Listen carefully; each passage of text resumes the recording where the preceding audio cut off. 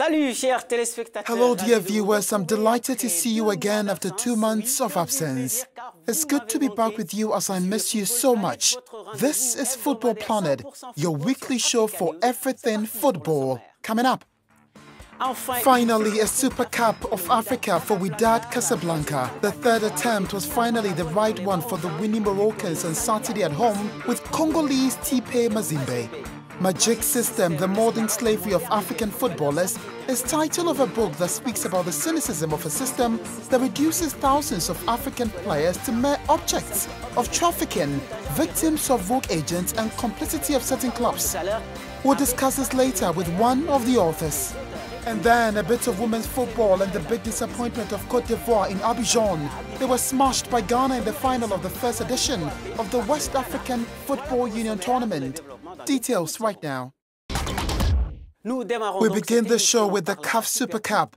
After two failures in 1993 and 2003, Wydad Casablanca finally won the trophy on Saturday to the detriment of TP Mazembe. The Congolese were smashed after a historic and exciting match. Amel Nga and Ignatius Ano have more details. Wydad Casablanca of Morocco on Saturday won their first ever African Super Cup with a goalless draw against TP Mazembe of the DRC, 3 times winner of the competition. The match took place at the oldest stadium in Casablanca in Morocco. It has been a good run for Moroccan football in the last months. Wydad becomes the third Moroccan club to win the competition, contested between the CAF Champions League and the CAF Confederations Cup winners after their bitter rivals Wydad Casablanca and Maghreb Fairs. Cheered on by 45,000 crowd inside Morocco's oldest stadium, Wydad showed early intent and pinned the visitors in their own half in the search of the opener. Mazembe, 3 times champions, had Ivorian goalkeeper Sylvain Mboho to thank for his heroic saves to deny Wydad attackers. Wydad Casablanca complete a long list of victories with 19 championship titles, 2 Champions League titles and a Cup Winners' Cup. Wydad Casablanca will start defending their Champions League title in 10 days' time. It will be against the Ivorians of Williamsville in 16th final. Here's the complete fixtures.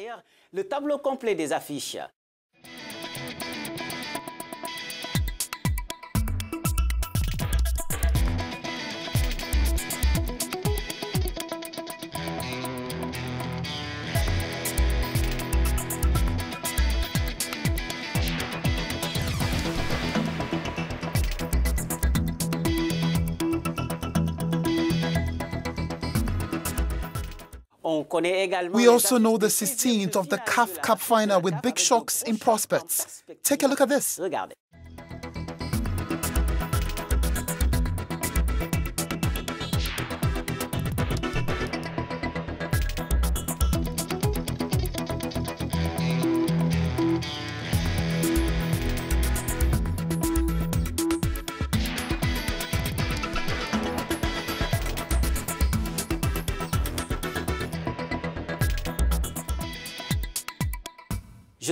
Let me point out that the first legs of these Champions League and CAF Cup finals will be played on the 6th and the 7th of March.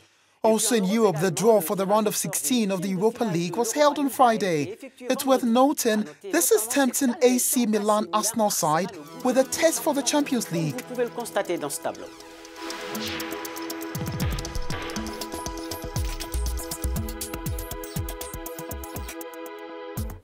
Now let's talk about women's football and Côte d'Ivoire's disappointment at home on Saturday in the final of the West African Union Tournament.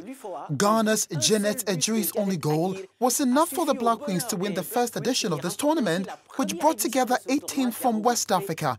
Here's Victor Muisio and Ruth Lagos' report. Ghana's Black Queens are now the champions of the WAFU Zone B tournament after peeping host Côte d'Ivoire 1-0 in the final played at the Robert Champrou Stadium in Abidjan on Saturday. A second-minute strike from defender Jeanette Ejuri was enough to win the trophy of this maiden competition for the Queens. The final was a replay of the opening Group A match and was a keenly contested game, with the Ivorians playing a more physical game and Ghanaians counteracting with their free-flowing football. Ghana took the lead, however, before the two sides could settle down in the game. As it turned out, it would be the only goal of the match. For high effort, the resilient and hard-working Egiro was adjudged the best player of the competition. Queen's captain Portia Boakye won the top scorer prize, having scored 4 and set up 3 others in Ghana's 15 goals scored in regular time. Nigeria's Super Falcons had earlier on Saturday claimed the 3rd place after coming from behind to beat Mali 2-1. And to be more precise, Nigeria won the bronze at the expense of Mali, beating 2-1. Now let's talk about a completely different subject. The enchanted dream of African footballers to join Europe at all costs.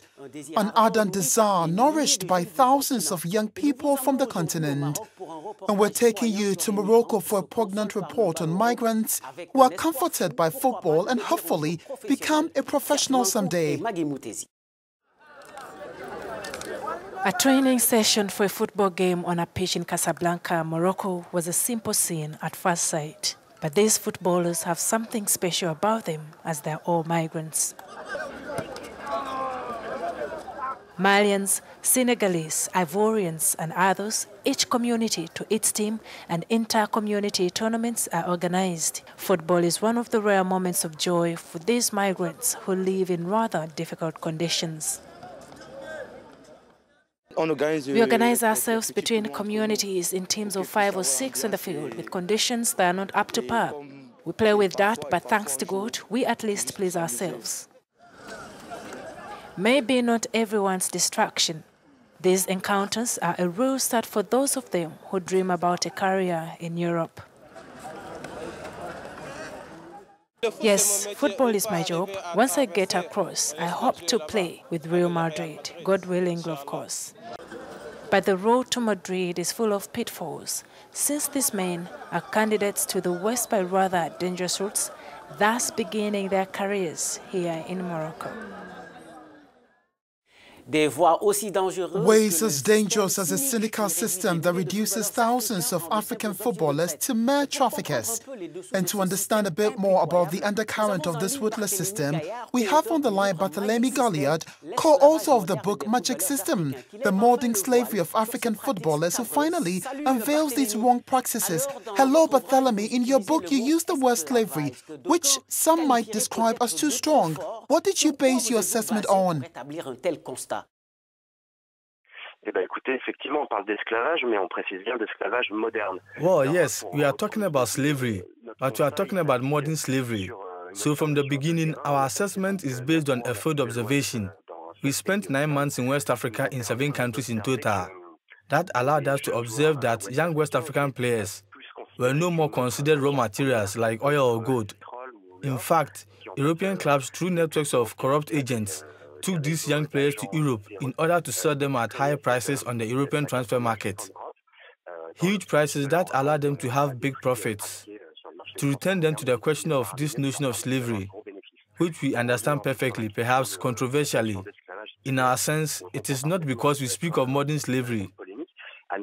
These players on their way to Europe find themselves in a situation of dependence vis-à-vis these agents who are in fact refugee smugglers turned agents, because they have been paid to bring them to Europe.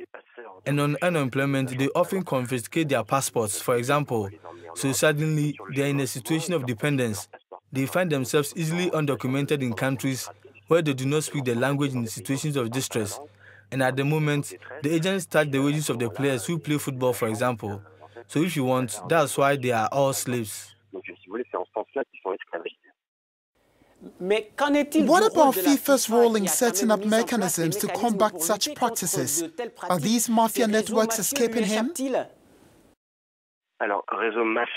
Mafia networks, the word is perhaps strong in the sense that what we've seen is that there's not one organization that deals with this trafficking of human beings. But they are very different, very numerous and very mobile networks that take care of this trafficking and derive the benefits. Then on the question of FIFA, yes, they have put in place mechanisms, for example, a server that centralizes transfers to keep tracks of players and allow African clubs to access this information. Obviously, to the prohibition of transfer of minors, these regulations are bypassed by the clubs that engage in this activity. For example, I am regulating FIFA's minor players. In fact, young African players who are under 18 years old live complicities in embassy administration practice what is called the age trafficking. They are getting older to officially become 18 years and therefore be able to escape this ban on the transfer of minors from FIFA and go abroad. So yes, there are mechanisms in place, but at each mechanism, there is a bypass that is created behind it. So don't these practices contribute to devaluing the African footballer who doesn't trade at the same price as South Americans, let alone Europeans? Absolutely, you are perfectly right. In fact, this is what I think is at the heart of the problem of African football today. It was that we heard many times during our visit to Africa. Many had fun knowing, for example, that PSG had bought Lucas Moura, the Brazilian player, who was 20 years old at the time of his purchase, more than 40 million euros. A player of equal value from Africa would have been bought much cheaper. So actually, it helps to devalue the African player.